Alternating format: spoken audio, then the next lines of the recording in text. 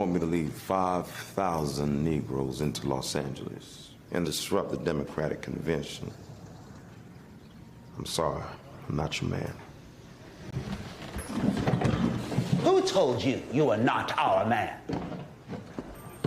Were you not our man when you took command of the Montgomery bus boycott? Or spoke with such eloquence the night your home was bombed? You're convenient forgetting I'm now co-pastor of Ebenezer. When CL first heard you speak, he rang me and said, Bayard, there's magic going on down here.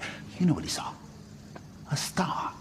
And when that star starts to shine brighter than any other, including the most powerful Negro leaders that came before, they will do everything in their power to extinguish your light and put you in your place.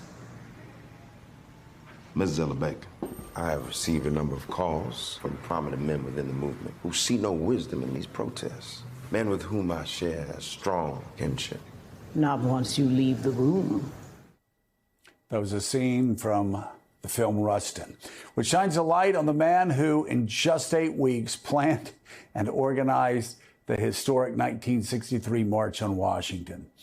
But for most of Bayard Rustin's work in his life, it was done behind the scenes because he was an openly gay man, making him a target of the FBI and conservative members of the civil rights movement. The new film Rustin is the first narrative feature from Barack and Michelle Obama's production company. And with us now, 2 stars of the film, Amel Amin, who plays Martin Luther King Jr., and Grammy, Tony, and Emmy Award winner Audra McDonald, who plays civil rights activist Ella Baker. So honored to have both of you here.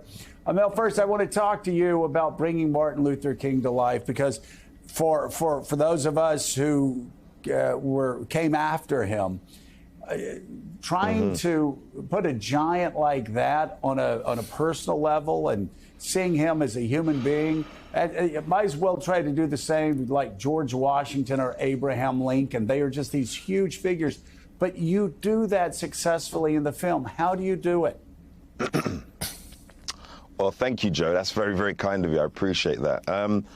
I would say it all starts with George C. Wolfe. George C. Wolfe, who's the director of Rustin, had a particular design of how he wanted King to be. He readily informed me that King, at this stage of his life, was very influenced by Bayard Rustin, and also he wasn't yet the marbleized figure that he becomes later. He'd not yet done the March on Washington. He was a star, like it was said in the clip, but he was rising to that. And so it was a lot of dedication, a lot of focus on the voice, and I'm British, so it's kind of navigating those waters. And then, yeah, definitely watching a lot of his interviews, actually, less his speeches, but his interviews to find out who he was in his more intimate moments, yeah.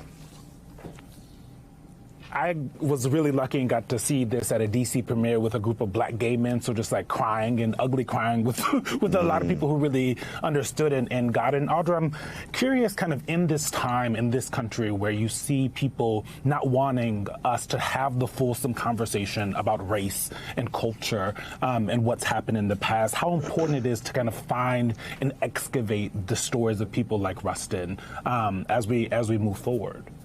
I think it's incredibly important because we see just how relevant Bayard's story is, and the fact that we are still fighting so many of these same battles. It's still necessary to inspire the younger generation to say that the work is not done, and the work needs young voices and loud voices and many different roads to the same destination, many different ways of fighting for these rights and these justices.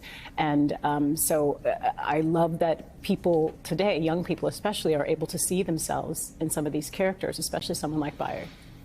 So certainly it has such resonance today on Martin Luther King Day, Audra. So tell us about Ella Baker, what drew you to that role and what we can all learn today from her. The wonderful thing about Ella Baker and being able to play her is she is also someone who's a hidden figure of the civil rights movement, in that, for those of us who know, she was considered the mother of the civil rights movement, but she was also sort of in the background. She didn't sort of buy into being in the forefront, but she liked to consult and mentor people. She was not only a part of, Dr. King's organization, the Southern Christian Leadership Conference, but she also helped to get these young kids to organize and create SNCC. So she was working alongside and mentoring people like John Lewis, Diane Nash, and encouraging them to empower themselves and empower their voices and to empower the people that they are going out to help support.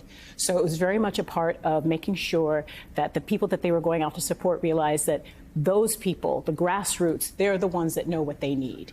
Listen to them to help them. Don't go out there to lead them. Help empower them. Amel, Bayard Rustin, we were talking about how difficult it was for him to be a gay, openly gay black man during the lead up to the march in '63. It still is a challenge. It still is a challenge to be a gay black man, let's say, in a black church. I go back to 2008 when Barack Obama won in California, and yet black voters and Hispanic voters voted against marriage equality on that date. And so I bring that up to say, my God, it's tough for a black gay man in 2024. It shows just how extraordinary this was in 1963. This guy was half a century ahead of his time. Yeah, and he was bold and he was honest, and I think that's what's so important about this story, especially told through Coleman Domingo, who has that same kind of brash, bold, beautiful honesty, and that everybody can relate to him regardless of his sexuality, regardless of his race. Bayard was a leader that helped shape this country and help influence one of this country's most celebrated leaders, Martin Luther King.